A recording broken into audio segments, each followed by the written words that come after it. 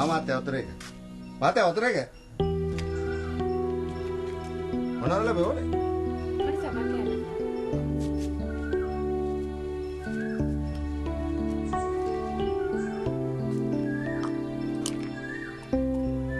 අපේ අම්මයෙන් හරි කරදරේ මේ කසාද බඳින්නයි කියලා.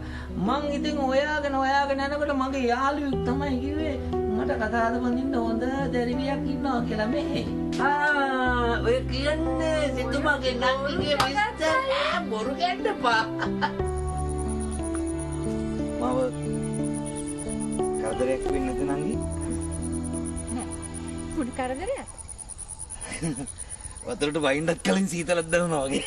මට අදා හරි තව ටික දවසකින් හරි කමන්නේ. ස්ථිර වචනයක් ඕනේ. නංගි මං කියන දේ තේරෙන්නේ නැද්ද? ඇයි ආවේ?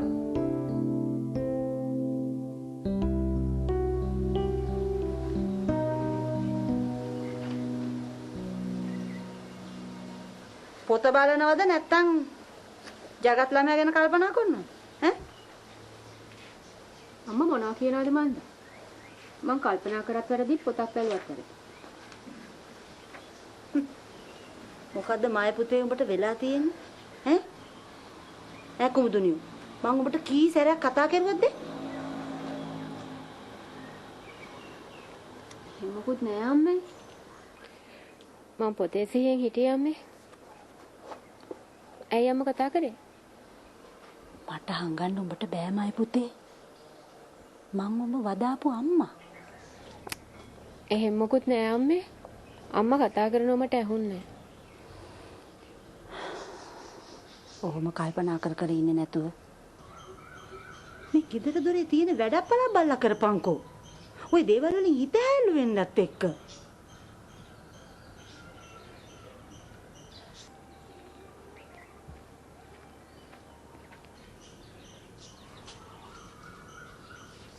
විමලදාස මොකද මේ පැත්තට එනවා ප්‍රේමී?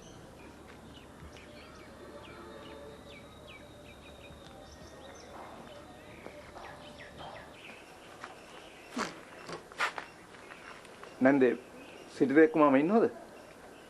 මාමා නම් දෙනියට ගිහිල්ලා මොකෝ මේ තකහනියා මාමා හොයන්නේ විමලදාස. නෑ මේ මාමා අර ගිය සැරේ අඳේට වගා කරපු ඉස්කෝල මාත්තේ කුඹුර වගා කරනවද කියලා දැනගන්න. මේ සැරේ කරන්නේ නෑ කියලා තමයි මාමා නම් කිව්වේ. මාමගෙන්ම අහලා බැලුවොත් තමයි වඩා හොඳ. මොකද විමලදාස? වගාවක් කරන්න කියලා නැන්දේ. ඔච්චර කුඹුරු අතු පිටි තියාගෙන මොකට ඉස්කෝලේ මහත්තයා කුඹුරු අඳේට ගන්නවද? විමලදාස අයියලාගේ කන්ද පහල කුඹුරු කරා නම් ඉවරයිනේ. ඒ ඉඩකඩම් මගේ නෙමෙයි නග.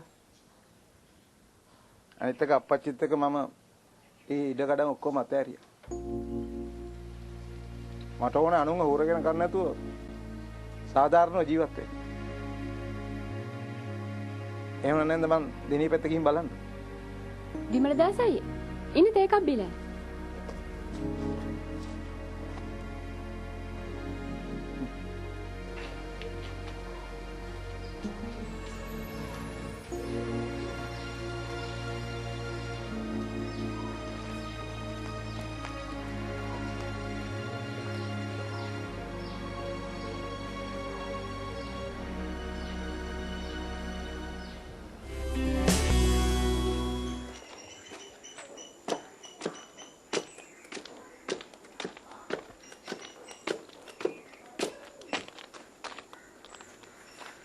වට්ටු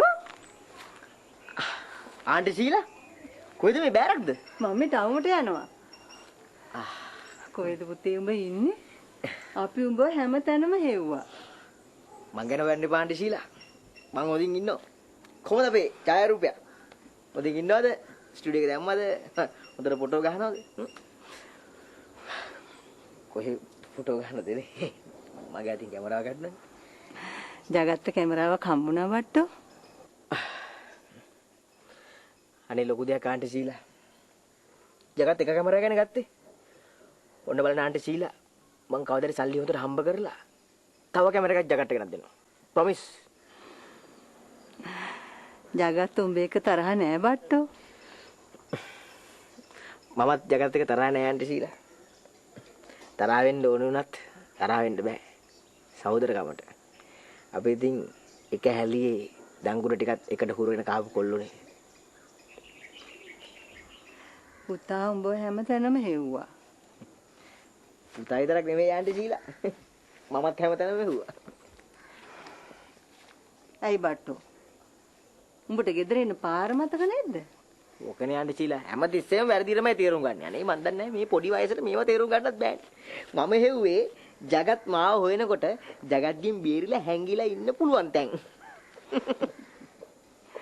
අනේ පුතේ. දැන් දීප ගෙදර එන්නෙත් නෑ. පුතායි මමයි විතරයි ගෙදර ඉන්නේ. මුළු ගේම පාළුවට ගිහිල්ලා. ආන්ටි සීලා ජගත් මාව ගෙදරින් එලවලා මට දුන්නේ මිලියන් සපෝට් එකක්. අනේ මන් දන්නේ මේ සපෝට් එක මට කලින් දුන්නා නම් මම හද කෝටිපතියෙක්. ආන්ටි සීලා මං කවදාද දවසක ලොක්ෙක් වෙලා ෆුඩ් බයිසිකලයක් අරගෙන දීපවත් මැරි කරලා ජගත්ට කැමරාවක තරන් දීලා එනවා ආන්ටි සීලාව බලන්න. ලොකු ලොක්ෙක් වෙලා පුත් බයිසිකලයක් කරන් මොකටද? කාර් එකක් ගනින්කෝ. වැඩක් නෑ ආන්ටි සීලා. මේ ලෝක ගෝල්ලේ රෝල් වෙලා ගිහලා මේක බ්ලාස්ට් වෙච්ච දවසට මං කොහෙද මගේ කාර් එක පාක් කරන්නේ? බල බල ඉන්න තමයි වෙන්නේ. ඊට හොඳයි ෆුඩ් සයිකලේ. Aunty Sheela time is pass, time is money, money is සල්ලි. සල්ලි කියන්නේ දෙයියගේ මල්ලි. මං ගිහලා එන්න ආන්ටි සීලා. හරි පුතේ. තුරුරන්දි සරණයි.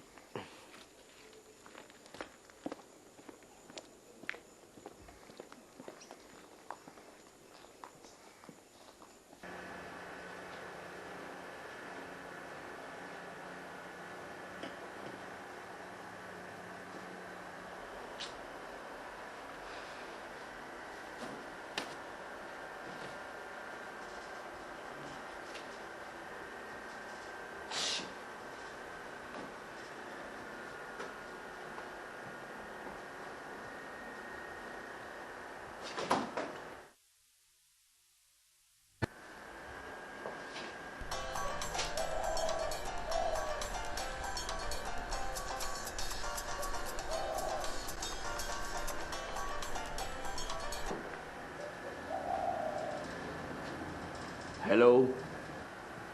Sherman. ඔයාලට බලන්න මං CD එකක් එවුවා. ඔෆිස් එක ඉස්සරහා තියෙනවා. අරන් බලන්න.